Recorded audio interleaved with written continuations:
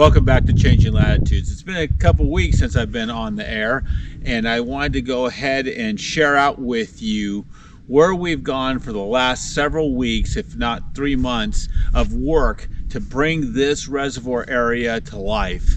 As you can see, it's completed behind me. But the title of this episode is Red Tagged, and I wanted to share with you what happened in the last 6 months prior to the rebuild of this area.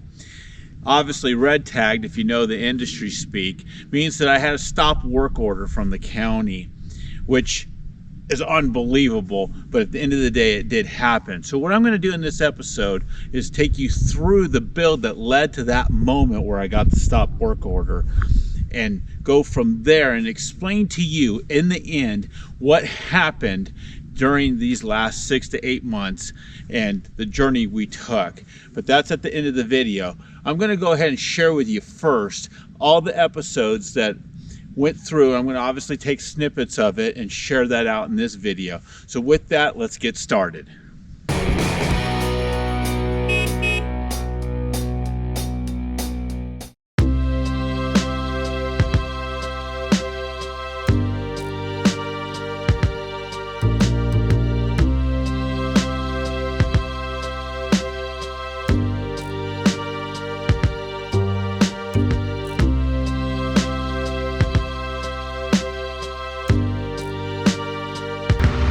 Well, behind me, the guys are getting started, tearing up the ground a little bit, getting that topsoil taken away so that we can get on to building this reservoir. Fortunately, over the last couple days, I've had some neighbors deliver some additional dirt loads, as we do think we're going to have to get into it. We also got into some issues last night when we did a pre-dig and found some water, so there could be a spring in the ground that we're going to have to find out how far and how wide that situation will have to be managed.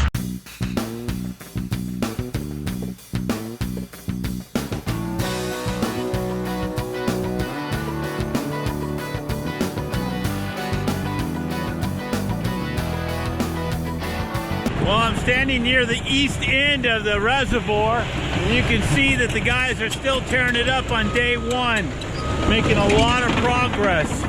If you look at it, he's building up that southeast corner and the south wall.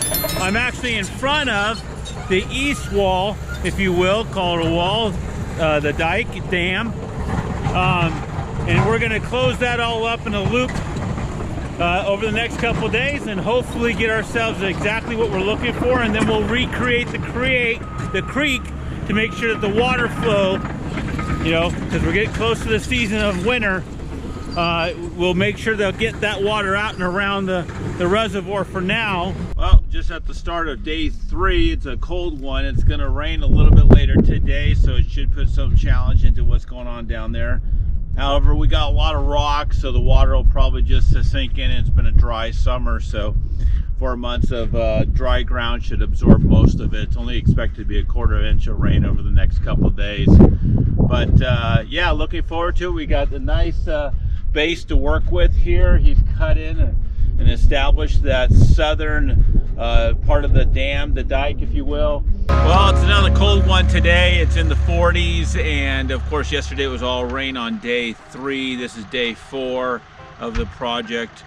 We, you know, anybody who's worked in corporations understands the distance between the boardroom and actual outcomes. But today we went through a lot of analysis into what was going on with the location of the reservoir, the slopes, the base, as we take into calculations the new thoughts about rock density on the ground, you know, in the bottom there. It's pretty rough stuff. At this point, we would have to start breaking it up.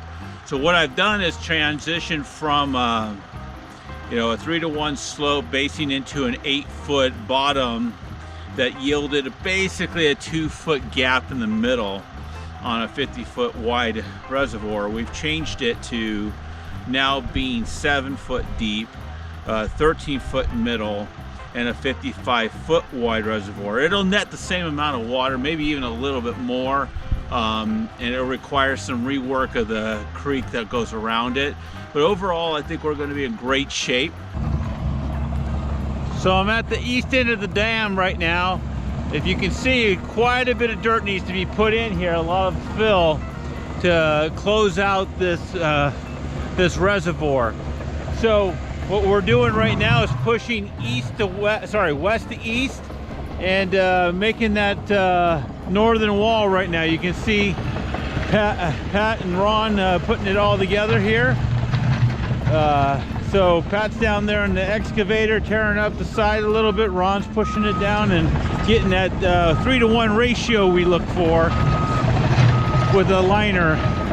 Well, day 5 of the reservoir build. We are gonna finish off the east end, if you will, the highest point of the dam. We should be able to frame that up 100% today. The weather's gonna be a bit cold. However, no rain, so that's a good thing. We'll wait for that tomorrow. It's another storm front coming in.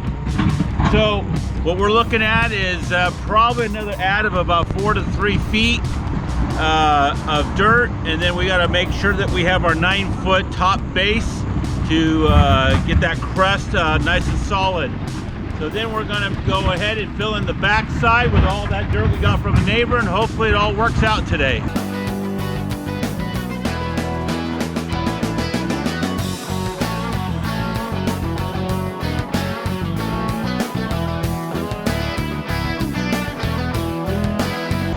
Well, it's a pretty slow go. All that grinding you're hearing in the background is us working on, or should I say Ron working on, the basalt in the ground.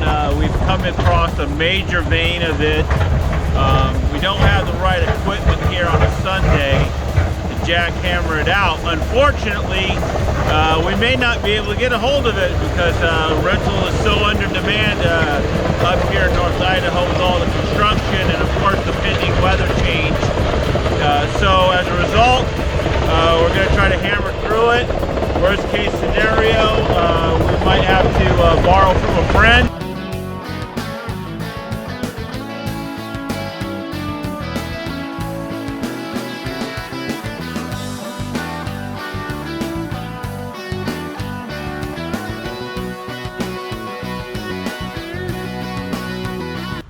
So I've got to make a decision once we get all this, I gotta watch my step, get all this, you know, dirt moved around, you know, stuff that I got from the neighbors and stuff. I'll pan over to here behind me.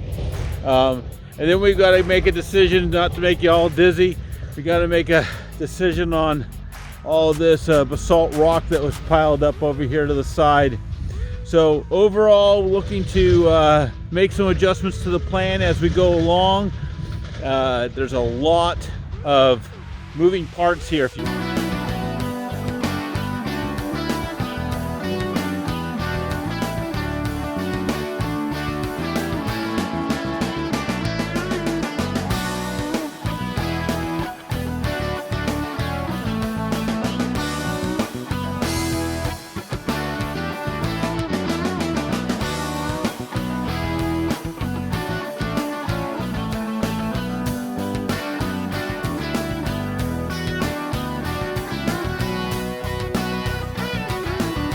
Well, this is how things go, right? So we are fighting a little bit of weather and then getting our way down the road still, though, fighting through it. Unfortunately, now we're facing an equipment failure. So our D6 is now broke. It's a high-end, high-technical kind of guy, so of course the computer chip went astray on us. So we're trying to source another equipment. Looks like we might have a D5 here in the morning. Get ourselves start moving again.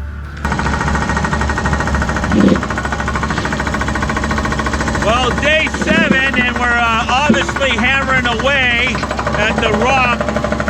We've overcome the lack of dozer. When the dozer broke down yesterday, the D6, we got a D5 out there right now Ron's working with. So hopefully progress is on pace again today, and we should be able to close out the pond initial build, if you will, the reservoir's initial build. And then moving on to our throwing in the clay and getting that in there and lined out so that we can get the liner on it. Well, the primary construction of the dam is completed. The reservoir is formed. The bathtub, if you will, that's what it looks like, a big giant 255 by 55 wide bathtub, if you will, 7 feet deep. Right now, Pat's behind me throwing the clay over that we got from a neighbor, and we're gonna go ahead and line it about a ½ foot deep so that all this rock can be, if you will, insulated from the liner. The hope, of course, being there is if we can get some distance between those two, we'll never have a puncture of all this rock. Great material to build a dam with if you're not going to line it, but not too good if you're going to have you know, animals and things of that nature, weight of the water in itself, right? Pressing on the liner to hit against the rock and sharp edges. Really can't be happier about how this is all turning out right now. We've got the neighbor's dirt coming in, the clay and topsoil, that we're gonna line this entire inside of this bathtub reservoir. The only challenge is there is that, you know, it looks like about 30-40 feet of water in the bottom, and it's just groundwater and a little bit of rain from the other day. So, gonna have to work through that. I think what we're gonna do is throw some drainage rock that I had on the property down there just to bring the elevation up enough such that the clay can go on the bottom and be nice and uniform down there, so we don't create just a big mud mess. But Ron's pushing up the dirt so that Pat can pick it up and throw it in so we don't contaminate it with a bunch of rock, because the last thing we want to do is line this thing and have a bunch of little rocks sticking through. Well, behind me, the guys are digging up the trench for the 4-inch pipe to lead into our, what I'm calling the well, where the pump's gonna exist. Unfortunately, they're having to chisel through all that basalt. It's gonna be a long and arduous process here. We got a little bit of mist, nothing too major. It should dry out for the next 2.5 days. So I'm really expecting some good results, but at the end of the day, we still gotta chisel through all that stuff. And it's going to take a little time, hopefully less than what I'm being estimated, but we'll keep going at it.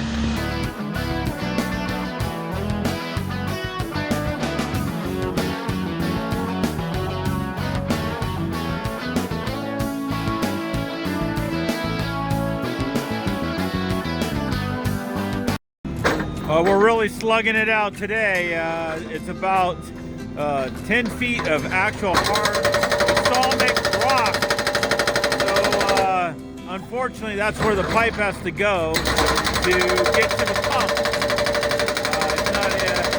There's no way around it. So this today is going to be just hopefully doesn't go into day 2, but it looks to be so.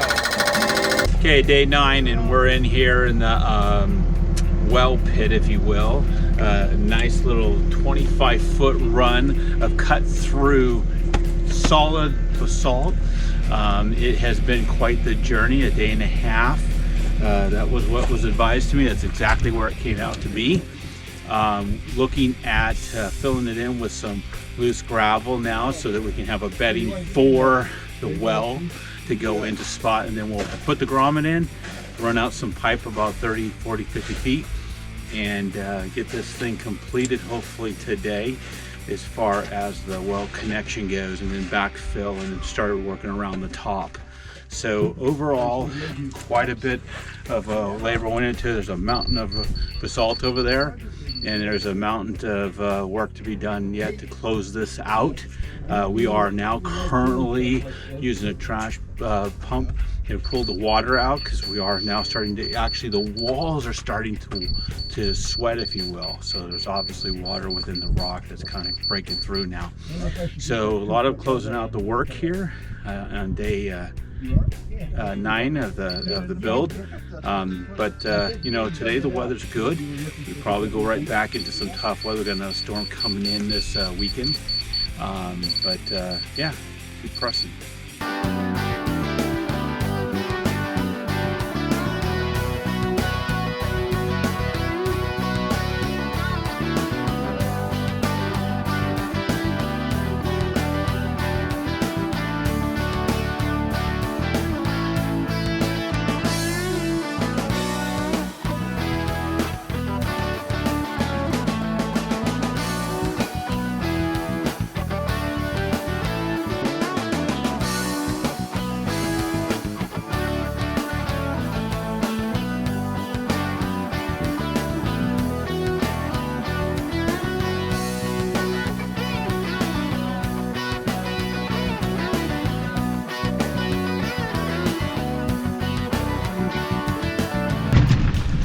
Ron's behind me filling in this massive hole we had to dig for the well.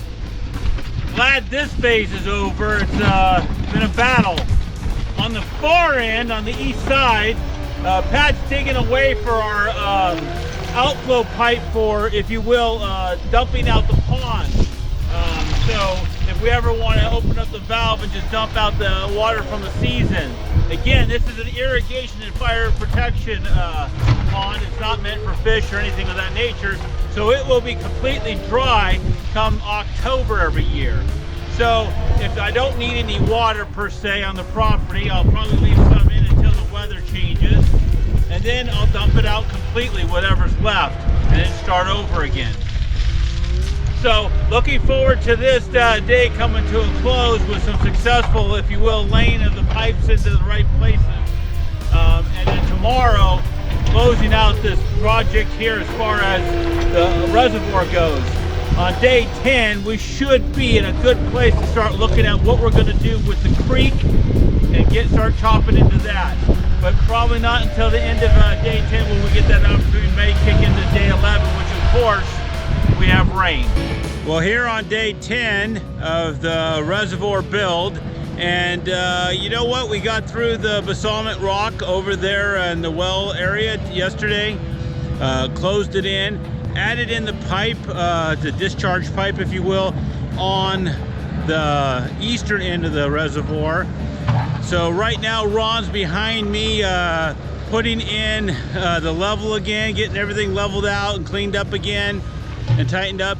On the other end of the pond reservoir is Pat, and he's putting together our trenching and all that stuff. But before he can get started there, he has to dig out some more rock. We're really hitting the wall there.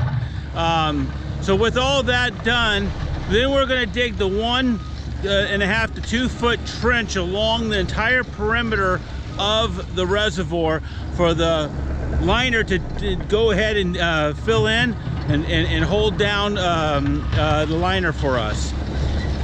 So after that, we're going to hopefully dig the creek, get things kind of rolling in that direction, and finish this project off hopefully on time by Sunday.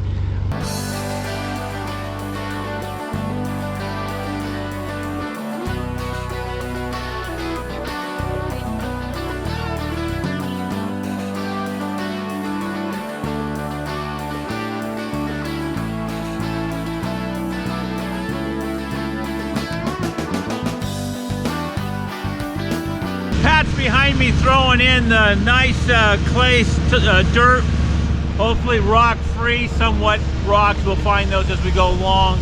The idea being there that this basalt is obviously too edgy to put a liner on. So we're lining before we line the pond.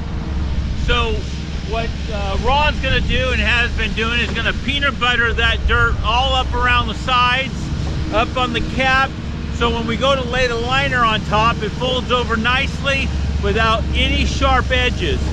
Also have to consider that, you know, we have quite a bit of wildlife up here in North Idaho. So, you know, when they're stepping on this, because invariably they will be, that there's something for that weight to be distributed across. We don't want this rock to be right up against the liner. So between the weight of the water, the animals, we're covering it up.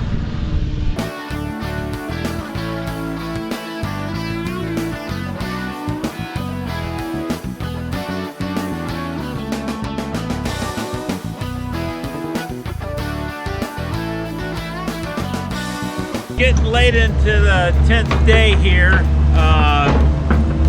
Behind me, Pat's putting in the shoreline of the creek, making sure we shape that up.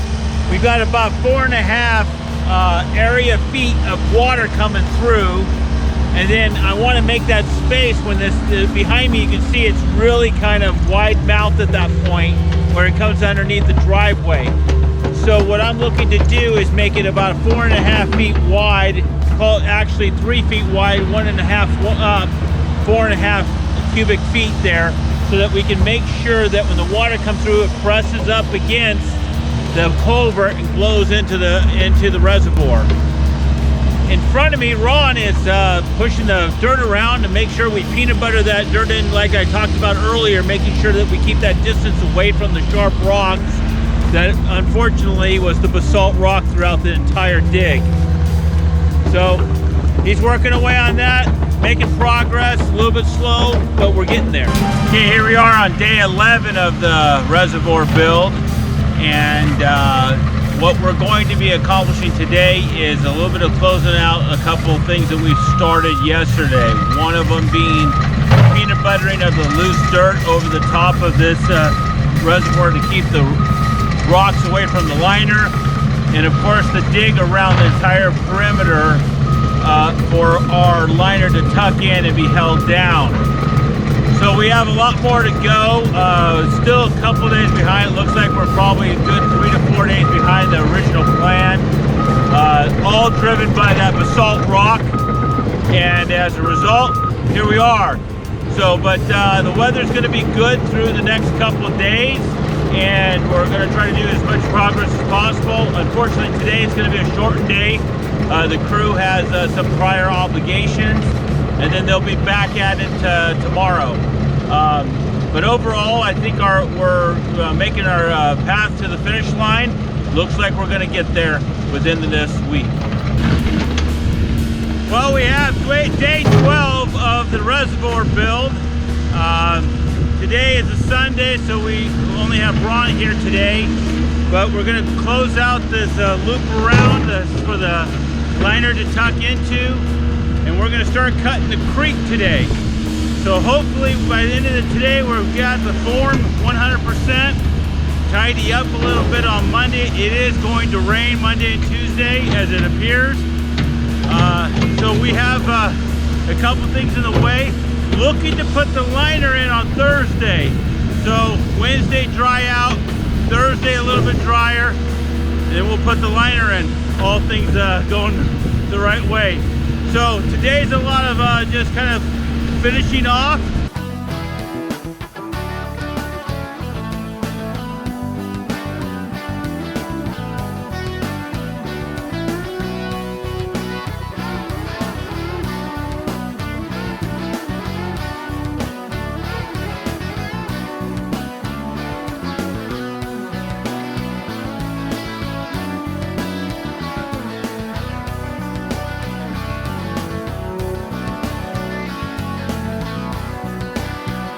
Ron's trying to cut in the mouth to our reservoir. This is where the water is going to split and go into the creek when we're shutting down the gate, or it will be open and go right into the reservoir. So it's kind of a critical spot, right? We're going to lace it with some heavy rock and make it nice and, if you will, structurally sound, so that when the water is splashing and hitting against it, because there is quite a bit of force, it'll come through and fill up that reservoir. Well, today on day 15, we are going to officially roll out this liner.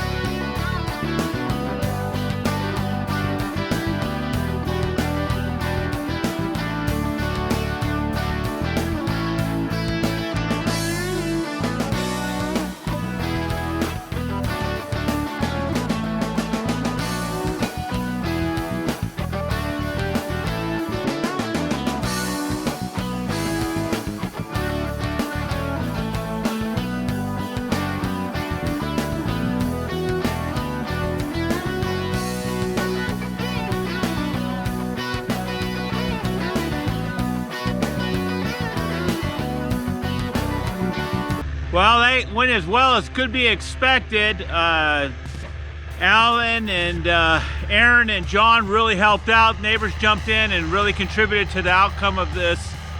Couldn't have done it without them. Yeah, we got a little bit slimy on the as it got a little later in the morning. The hillside got a little slimy, so it was starting to stick to the liner, which was, an obstacle, but we overcame it as a team and it worked out really nice. So as you can see behind me, we're all in. We're filling in the ditch around it, get it all set down, And then we'll measure out the two ends, make sure that we have the right plane going on so that we have the spillover and the canal coming in at the exact same level. So when the water comes in, it dumps in, and then excesses would also dump out of the other end, just in case it's not being monitored when it's filling up. Or we have a torrential downpour of 2 inches and it needs somewhere to go. So long story short, couldn't be happier with the outcome.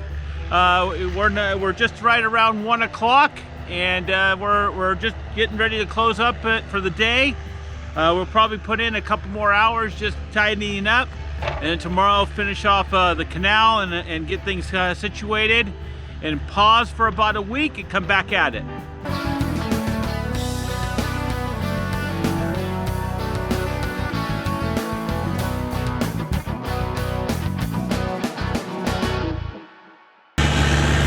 Well, it's day 16, and we are trying to finish off the fill of the ditch. Also make sure that the canal is ready and going in. Unfortunately, the ground is frozen stiff, getting big chunks, so it's not overly easy to work with. But over the next 4 or 5 hours, we should be ready to close this whole thing up and get ourselves on to be prepared for any water intake. You know, we don't expect rain now, but it may well come, so we got to be prepared.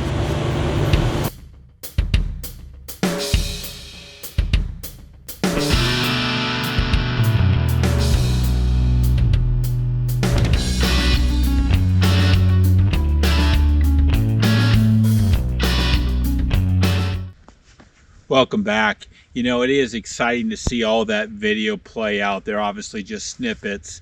And if you want to see the rest of those, of course, I filmed the bulk of that all at the beginning of the project last year. So if you want to walk through each one of the episodes, they're available still out there. Hey, let's get to this red tag story. So what was I red tagged for? 1, site disturbance, and then 2, stream protection buffer zone. Didn't even know what the hell that was when I first saw it or heard about it. So let's get into these things. Number 1, you know, as I stand here between the reservoir and the creek, a little quick history of why I built this thing in the first place. Quickly stated, 1 to 2 gallons of production out of our well was not enough to support irrigation demands up on the top side. So I came up with, quite impulsively, to be honest with you, to build this reservoir of 400,000 gallons. I went to the Water Resource Board, which is where I thought I would have to go, to get the approval to divert the water and store the water. In working with them, it was quick, honestly. They were actually very positive, wanted us to have the water. Up here in North Idaho, we do not have a water problem. We have plenty of it. Most of it makes its way out the rivers, out to the Pacific. So for us, it was like, hey, you know, the water comes through us in a draw and leaves the property. Why not capture some very minor percentage of it? And as it turned out, they agreed with me. We had to post in a newspaper for 2 weeks if there was any objections from our neighbors and presumably any other government agencies. And, you know, we passed through that. Permit was issued about mid-October of last year, about exactly 1 year to today. And we went to work, and we shared with you in those videos kind of what was going on. So we thought we were good, right? Hey, listen, green light, go. And just move forward, and we tacked it. As we started building it, we ran into a ton of weather, and it slowed us, and eventually the weather won, and we weren't able to complete it. So what we found ourselves in mid-February, the county came out, put us on a red tag, and posted it to exactly what I just said: site disturbance and stream protection buffer zone. Immediately called them. In fact, I was in their office within hours having a conversation. They were pleasant to work with. There was nothing nasty about it. But the bottom line was that this area here was designated by the Idaho Department of Lands as a Stream 2. And given that it was designated as a Stream 2, there would have to be different behaviors in this particular part of our property. those behaviors that would have had to be adjusted was 30 feet to the north of the stream, and I'm going to get into a definition of stream here in a minute, and 30 feet to the south of the stream, you were not allowed to bring in any heavy equipment, do any alterations, any changes without the approval of the county. Now, what that de facto would have done to us was would have meant for the length of our property, about 3 acres of land was fully in the control of the county. You would think that that would be in some sort of documentation when we purchased the property. There's no such thing. Now, the only documentation said that we couldn't build a structure, even though we have one. There was a structure in this area that was built here before us. It was not for us to build a structure on. That to me did not include anything to do with the ground. So ultimately, what happened was, their site disturbance piece was one piece of it. How much dirt were you moving? How many yards? What were you doing with it?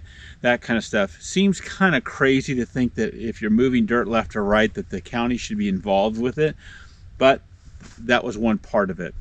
The other part of the stream protection buffer zone was far more serious, because now we were engaged with something that could get us into issues of definitions and what have you. So I said a moment ago I would speak about this. Okay, so there's, in my mind, I was thinking in very simple terms of the water comes through, it's only here for about 2 to 3 months a year, it's our land, build it. I was not considering anything about ecological changes or what have you, because to be honest with you, 10 months a year, upwards of 10 months a year, there is not literally one drip of water that goes through this property. So for me, it just didn't seem logical it was called anything but a draw, which is a word that I had learned later on. And I said, there's no reason why I couldn't touch this and build this. And to be very clear, when speaking to the water resource folks, whether it was a person that just didn't, inform me or what have you, they never mentioned the county. So they knew I was going to build a dam.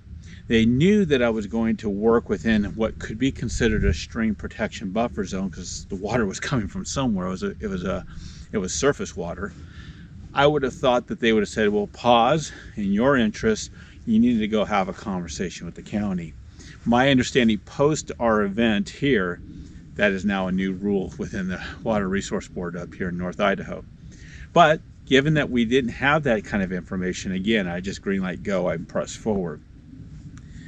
So now, as we look at this particular situation, I had to engage with an engineer, because we were going to get into what was the definition of this particular land. That would have to be worked through. So the first steps of that, of course, is to have the engineer come out. The engineer actually took about 2 looks at it, called it a draw, and went to work in that direction.